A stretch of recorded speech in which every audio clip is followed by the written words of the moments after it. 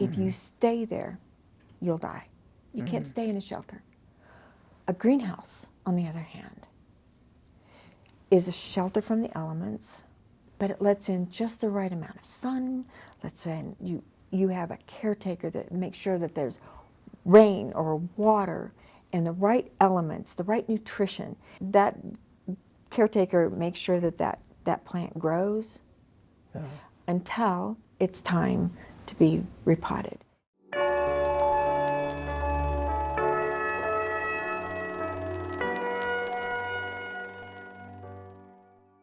Well, guys, I've got Rhonda Robinson here with me, and we're going to be talking about homeschooling. So excited about that, Rhonda. Thanks for joining me on this conversation. Oh, I'm excited. Thank you.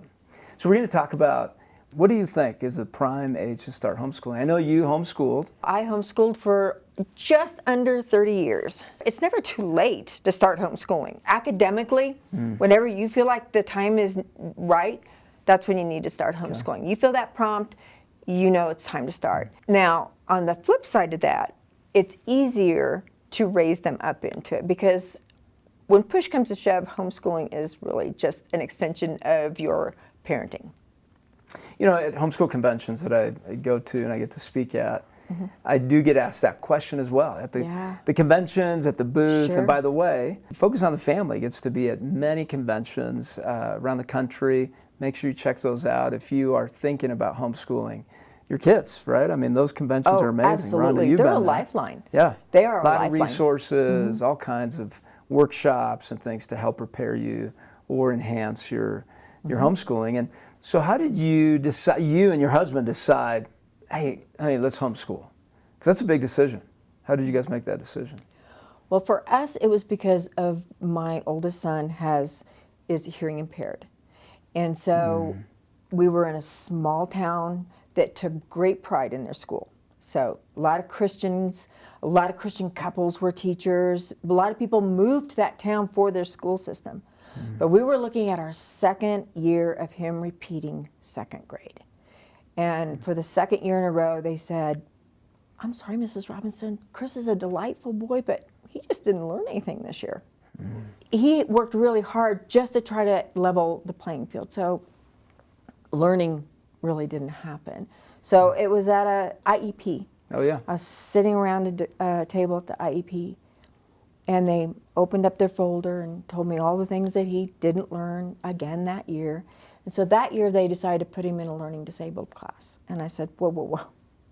He's not learning disabled. He's hearing impaired. And they said, yes. But we don't have the staffing for that. And so, and one of the teachers says, frankly, Mrs. Robinson, we don't have the time that it takes to teach him one-on-one. And my heart just sunk, and I said, but I do. Yeah. And so it was more of a conviction that I had to be the mom that he needed.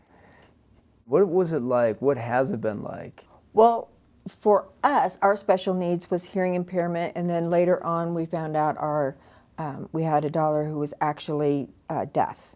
And so we found out right off the bat that there is no deaf curriculum. There's just you can't just buy a canned curriculum. Right. So it's stepping out of the mainstream and looking at the individual needs of your child and constantly pushing for progress. Not looking, do they measure up to for us, does my hearing child or does my deaf child, are they hitting the same marks as my hearing child? No. What are their milestones? What do they have to get? Parents are exhausted. And I was looking at some recent research that said that 66% of parents are at the point of burnout. Parental burnout is what they call it, just complete exhaustion. It's more than half. And then you think about somebody trying to homeschool, then you think about homeschooling, but then with a child with special needs, where it takes a lot of energy. It's not bad, it just takes a lot of energy and concentration, just like you were talking about. There is, I need to maybe hire somebody, and then I need to look at the milestones, and I'm looking at this one child and all of that. What is a word of encouragement to a parent that's in the middle of that and feeling burned out? How can they lean in to this, to homeschooling, and especially if they have a special needs child? as parents, assume the responsibility that God has given them, that they truly are equipped to take care of their children. They're equipped to parent them. That God gives them in the moment. They don't have to worry about all of the things all at once. Nurture them right where they are today. You're not done. Just keep going. That's great. Yeah. But hey, let's turn the page a little bit, Rhonda. Let's look at adversity a little bit. Because families, I know, have challenges along the way. And at homeschool conventions all throughout the country, every single one I go to, parents are having some struggle, some adversity they're facing. Either whether it's a child that is exploding and having meltdowns and they don't know what to do with that, to a loss of a child, to a loss of a spouse, to suicidal type of things happening, depression, anxiety, panic attacks, just like all families. Because there's an assumption that homeschool families don't have these types of things. How can a parent or parents, how can they homeschool in the midst of all that adversity? I know you had that kind of thing in your family. Tell us a little bit about that.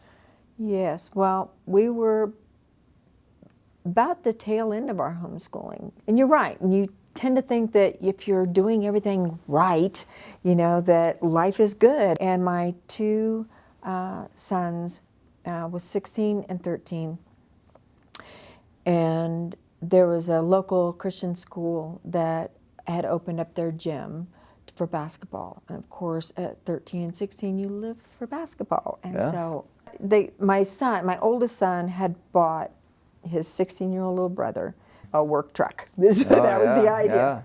So they so the two boys, along with two friends, both the same ages, lifelong friends, all homeschoolers, got in his truck and they were heading to this school for a basketball game. They were approaching an unmarked intersection, and another truck, a bigger truck, hit them broadside, and so T-boned them. And our family took the least of the impact and the worst. So we lost Danny. We lost our 13-year-old at that time, and my middle son was driving, so he got the least of it. Lots of horrible concussion, severe concussion, lots of glass. But the two other boys, also 13 and 16, were airlifted out. And so that shattered our world. That's completely shattered our world. So homeschooling is often accused of, sheltering your kids from the real world. Yes. The reality is, no, they get a front seat. They get a front seat view of the real world. They see it all. During something like that, what I felt then and what I look back and see now is it's okay to be in that moment, because that is parenting your child. That is homeschooling, is having them understand that there are times when priorities are just a leaning into the Lord and leaning into life. A shelter is a place that you go to in a time of crisis. They're important. You go to a shelter when something's going on, a disaster, when you're right? under attack. Exactly. Yeah. You go into that shelter and there's food, right? And there's safety. Everything you need. Everything you need for a short time. If you stay there, you'll die. You can't stay in a shelter. A greenhouse, on the other hand, is a shelter from the elements, but it lets in just the right amount of sun. Lets in, you have a caretaker that makes sure that there's rain or water and the right elements, the right nutrition, and that caretaker makes sure that plant grows until it's time to be repotted. And then it goes outside, and then what happens? Then a little bit of help along the way. TLC, Then deep rootedness exactly, and healthy, and it's still watch. So then there's wind and storm. Exactly. And all that. So as a homeschooling family, we don't shelter. We create greenhouses. We let in the right amounts it's a controlled environment for the right time. And then they're put out. And so what would you say to a parent that's in the middle of a crisis and trying to keep it together? Community. Okay. Absolutely community. I think one of the key points for homeschooling parents, all parents really, is make sure before those times hit, make sure that you're surrounded with community, with like-minded Christians that support you. There's so that many can co-ops, see, right? There is, and we didn't have that at that time. Now they're all I've heard over the place. 150 people in a Yes. co-op. I mean, these are no joke. Yeah. Yeah. So I would say lean into your community. Don't be afraid to ask for help, and don't fall to the idea that you have to make everything perfect. That the Instagram perfect family. It didn't take long to figure out that wasn't going to be us. Yeah. Rhonda, thanks for being in this conversation. My pleasure. Hey, if you want to learn more about these conventions and so much more about what's going on there, make sure you check out the description below, and we'll see you there.